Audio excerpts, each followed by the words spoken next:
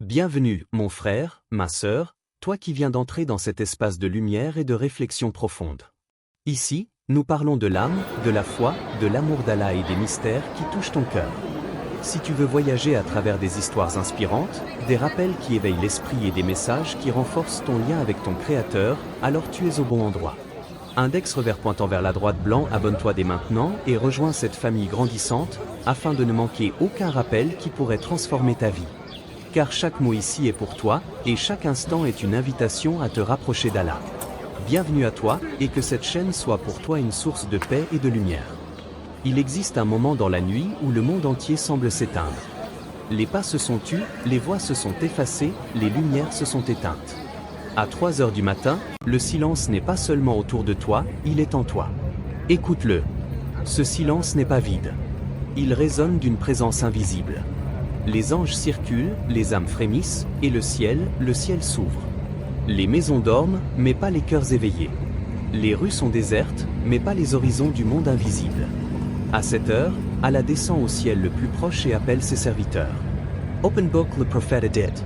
Notre Seigneur descend chaque nuit au ciel le plus bas, lorsqu'il reste le dernier tiers de la nuit, et il dit, qui m'invoque pour que je lui réponde? Qui me demande pour que je lui donne? Qui sollicite mon pardon pour que je lui pardonne? Bukhari, Muslim. Réalise, pendant que les hommes dorment, Allah t'appelle par ton nom. Ce n'est pas toi qui cherches la lumière, c'est la lumière qui descend vers toi. As-tu déjà ressenti ce frisson, quand tu es seul dans ta chambre, plongé dans l'obscurité, et que soudain une pensée traverse ton cœur? Live-toi. Parle à ton Seigneur. Pourquoi ce rappel surgit-il à ce moment précis? Parce qu'à 3 heures du matin, Allah ouvre une porte que tu n'avais pas vue. Regarde ton âme. Elle porte des fardeaux invisibles, les regrets, les fautes, les désirs non assouvis, les blessures qui ne guérissent pas. Tu peux sourire le jour, rire avec les gens, paraître fort. Mais la nuit, seule, ton âme se révèle. Et c'est là qu'Allah attend ton retour. Livre ouvert, Allah dit. Ceux qui se lèvent de leur lit pour invoquer leur Seigneur, avec crainte et espoir, et qui dépensent de ce que nous leur attribuons. Ceux-là recevront une récompense pour ce qu'ils ont fait. Coran 32, 16-17. N'as-tu pas soif d'être entendu par quelqu'un qui ne te jugera pas par ton apparence? N'as-tu pas besoin de déposer tes fardeaux à celui qui ne se lasse jamais de t'écouter? À 3 heures du matin, même l'air est différent. Il est plus léger. Les battements du cœur deviennent plus clairs, comme s'ils voulaient eux-mêmes prononcer des invocations. Chaque souffle peut devenir un dhikr. Chaque larme, une prière silencieuse. Essaie de fermer les yeux et d'imaginer. Le monde entier est endormi. Mais toi, tu es éveillé. Tu poses ton front sur le sol. Tu dis doucement, Allah. Et dans l'invisible, ton appel monte, porté par les anges. Mais réfléchis un instant. Pourquoi Allah a-t-il choisi ce moment, ce tiers de la nuit, pour se rapprocher? Est-ce parce que c'est le moment où l'âme est la plus vulnérable? Ou parce qu'il veut que tu saches que même quand tout le monde t'oublie, lui ne t'oublie jamais? Livre ouvert, Allah dit. Ne craignez pas les hommes, mais craignez-moi. Coran 5h44. Et encore. Nous sommes plus près de lui que sa veine jugulaire.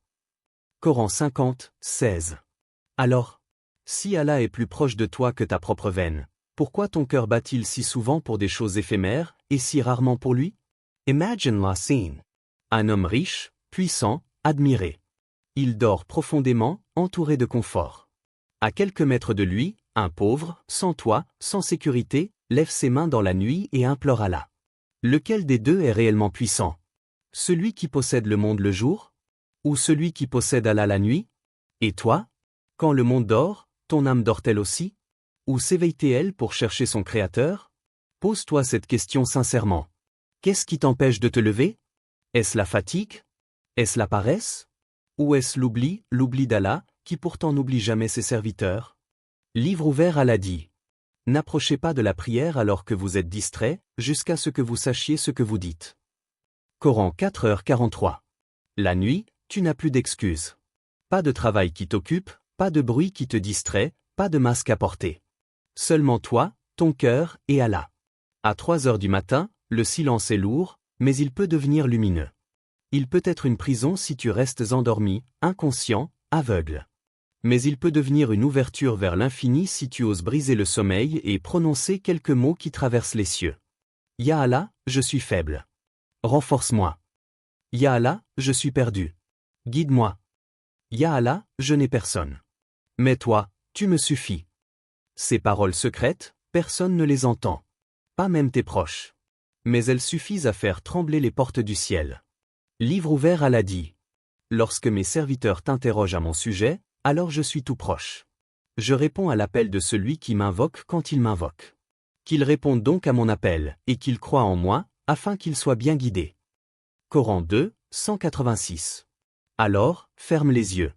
Écoute le silence. Est-ce vraiment un silence? Ou est-ce la voix d'Allah qui t'appelle doucement, dans le secret de la nuit? On raconte l'histoire d'un homme simple, ni riche ni influ, un père qui portait le poids du monde sur ses épaules. Les dettes s'étaient accumulées, comme des montagnes écrasant son dos. Chaque jour, les créanciers frappaient à sa porte, leurs regards durs comme des chaînes. Il baissait la tête, honteux, craignant que ses enfants n'entendent les menaces. La dignité qu'il avait toujours protégée se fissurait. Sa femme, inquiète, lui demandait « Que va-t-il nous arriver ?» Et il n'avait plus de réponse. Chaque porte qu'il essayait d'ouvrir se refermait devant lui. Les amis s'éloignaient. Les proches détournaient leurs regards. Et dans son cœur, un vide s'installait, un mélange de peur, de fatigue et d'impuissance. Mais une nuit, quand l'angoisse devint trop lourde, il se réveilla en sursaut. Le silence de la maison l'enveloppa. Il regarda ses enfants dormir, paisibles, inconscients du poids que portait leur père. Alors, il prit une décision, se lever. Il se dirigea vers la petite salle d'eau. L'eau froide jaillit sur son visage. Chaque goutte lui rappelait ses fautes, ses oublis, ses manquements. Il pleura, et ses larmes se mélangèrent à l'eau des ablutions. Il sentait déjà son cœur s'adoucir. Puis il posa son tapis de prière au milieu de la pièce. Il leva ses mains tremblantes vers le ciel. Et de sa voix brisée, il dit seulement « Ya Allah, il n'y a personne d'autre que toi. Si toi tu m'abandonnes, qui me secourra ?» Il ne demanda pas des richesses. Il ne demanda pas des palais. Il demanda seulement un souffle d'espoir, un signe qu'Allah ne l'avait pas oublié. Et dans l'invisible, quelque chose se mit en mouvement. Personne autour de lui ne vit ce qu'il se passait. Sa femme dormit, ses enfants rêvèrent, le monde continua sa routine. Mais les anges entendirent son cri. Les cieux enregistrèrent son invocation. Et Allah, dans sa miséricorde infinie, décréta une réponse. Livre ouvert, Allah dit. Et quiconque place sa confiance en Allah, il lui suffit. Allah atteint toujours son but. Allah a assigné à chaque chose une destinée. Coran 65, 3. Quelques jours plus tard, alors que l'homme pensait encore au poids de ses dettes, on frappa à sa porte. Un étranger, qu'il n'avait jamais vu, se tenait devant lui. Avec un sourire sincère, il dit « On m'a parlé de toi. J'ai besoin d'un homme honnête pour un travail. » Le père, surpris, hésita. Était-ce un piège? Une moquerie? Mais l'homme insista, avec une bienveillance inhabituelle. Il accepta. Le travail était difficile, mais noble. Et surtout, il lui permit de nourrir sa famille, d'effacer ses dettes et de retrouver sa dignité. Tout cela à partir d'une invocation, dans le silence d'une nuit où il croyait que personne ne l'entendait. Cette histoire, tu pourrais croire qu'elle appartient à un autre temps. Mais elle est la tienne. Car chaque nuit, Allah écoute. Chaque larme que tu verses, il la voit. Chaque mot que tu prononces dans le secret de ton désespoir, il l'entend. Livre ouvert, Allah dit encore. Lorsque mes serviteurs t'interrogent à mon sujet, alors je suis tout proche. Je réponds à l'appel de celui qui m'invoque quand il m'invoque. Coran 2, 186. Alors je te demande. Combien de fois as-tu cherché l'aide des hommes avant de chercher celle d'Allah? Combien de fois as-tu frappé aux portes des créatures, alors que la porte du Créateur était grande ouverte devant toi? Pourquoi ton cœur tremble-t-il pour un refus humain, mais reste-t-il insensible quand Allah t'appelle au cœur de la nuit? Réfléchis. Peut-être que ta solution ne viendra pas d'une signature sur un papier.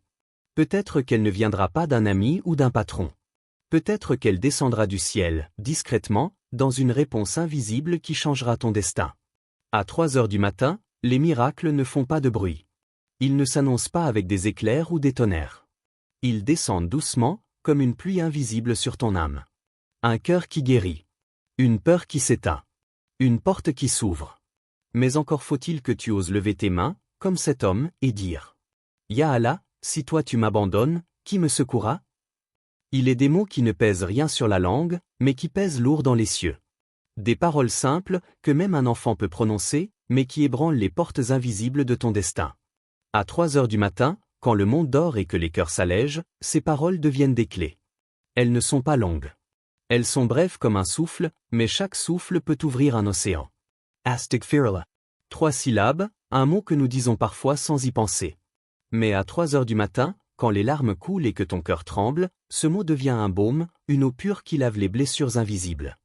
Astaghfirullah, c'est reconnaître que tu as chuté. C'est admettre que tu n'es pas parfait, que tu as blessé, oublié, transgressé.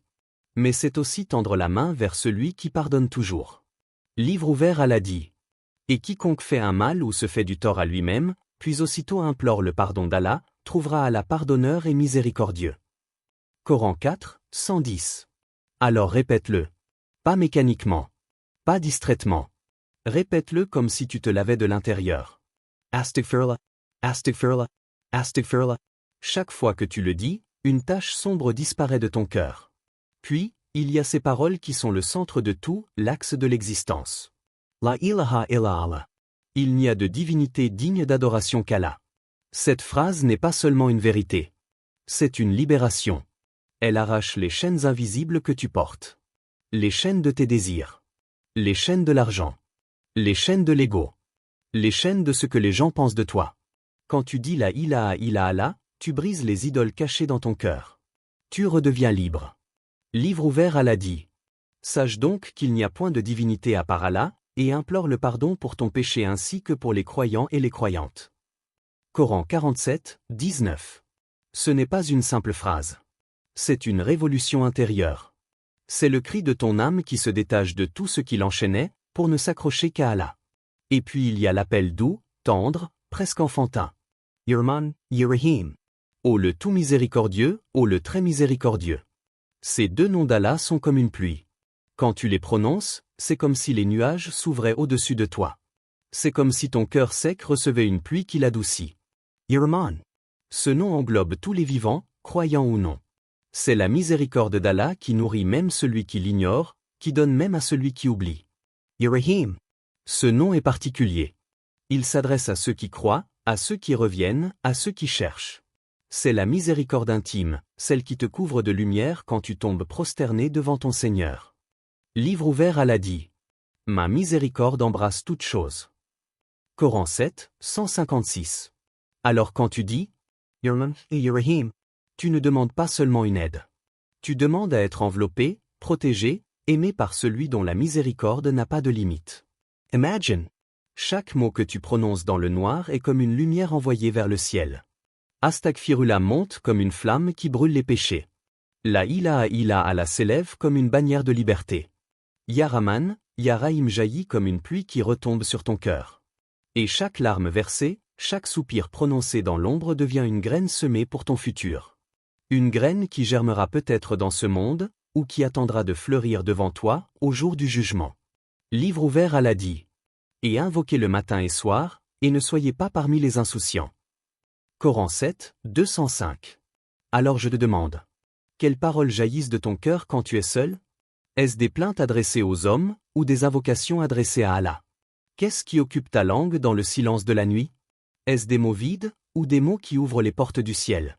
Peut-être qu'à 3 heures du matin, tu n'as pas la force de longs discours. Peut-être que ta fatigue est trop lourde pour composer des prières. Mais rappelle-toi, il suffit d'un mot. Un seul.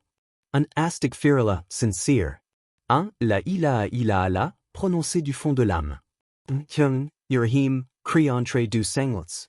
Ces mots sont courts, mais ils traversent les voiles. Ils s'élèvent au-delà des murs de ta maison, au-delà des nuages, jusqu'au trône d'Allah. Et maintenant, je t'interroge. Si quelques syllabes peuvent changer ton destin, pourquoi les gardes-tu enfermés dans ta gorge?